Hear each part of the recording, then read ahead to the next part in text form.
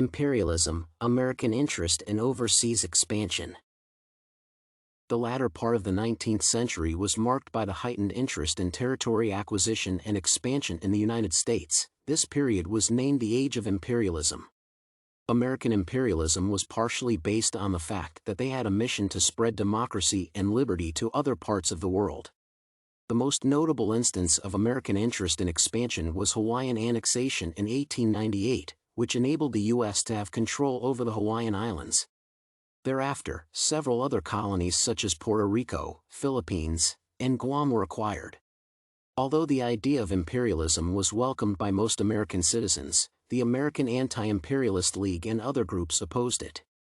This paper examines the reasons behind American interest in imperialism. Economic reasons.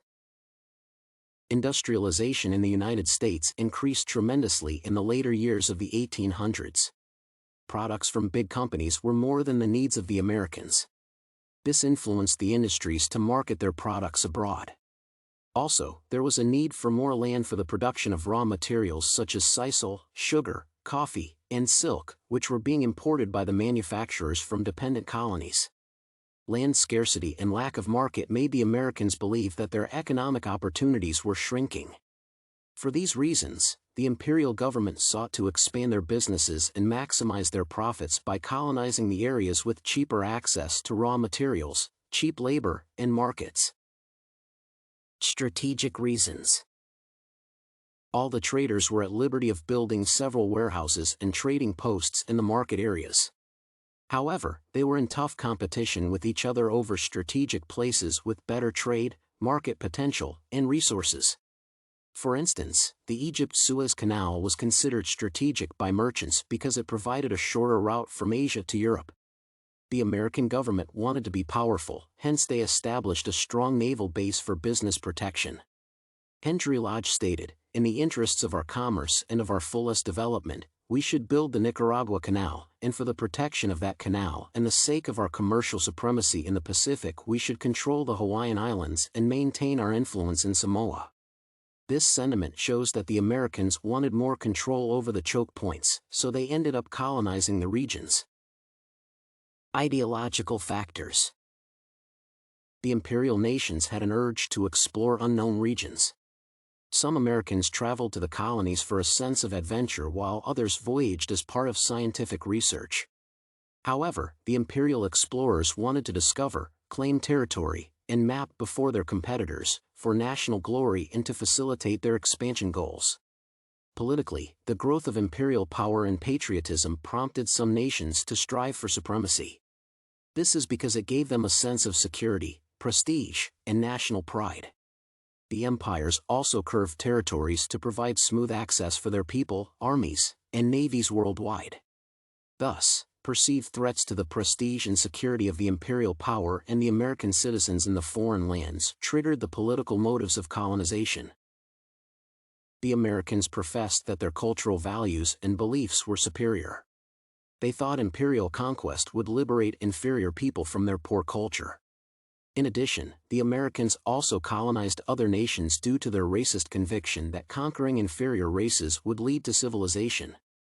The Americans also assumed that Christianity made them morally superior to other religions. Therefore, they sent missionaries to the conquered territories to spread Christianity during the expansion period. As a result, they also introduced Western values and language to the natives through religious interactions and education. Analysis. On June 15, 1898, the American Anti-Imperialist League organization was formed to oppose imperialism. This association was against the Philippines' annexation to an American insular. The League claimed that imperialism created unnecessary war, which was camouflaged as a liberation war. Besides, the anti-imperialists believed that republicanism doctrines were violated by the expansion interest. They also claimed that Americans should obtain consent from the natives before governing them. The opposition groups never based their arguments on religious, commercial, and humanitarian grounds basis. Rather, they alleged that colonization and annexation of other nations contravened the U.S. ideals of isolation and self-governance. They claimed that these ideals had been expressed in George Washington's farewell speech, the U.S. Declaration of Independence, and Abraham Lincoln's Gettysburg Address. The anti-imperialist point of view was defeated in the 1900 public opinion election. This implied that the younger reformists were already in favor of gaining more power through expansion to other territories. The pro-imperialists claimed that the utilization of extensive trade would spread the U.S. fortune. They justified their interest by claiming that they needed to spread their wealth to become a supernation. On the other hand, the Anti-Imperialist League founded their arguments from an older generation perspective. Since they gained citizens' trust based on the crucial role of abroad markets for America's power and wealth, the supporters of imperialism had a stronger argument.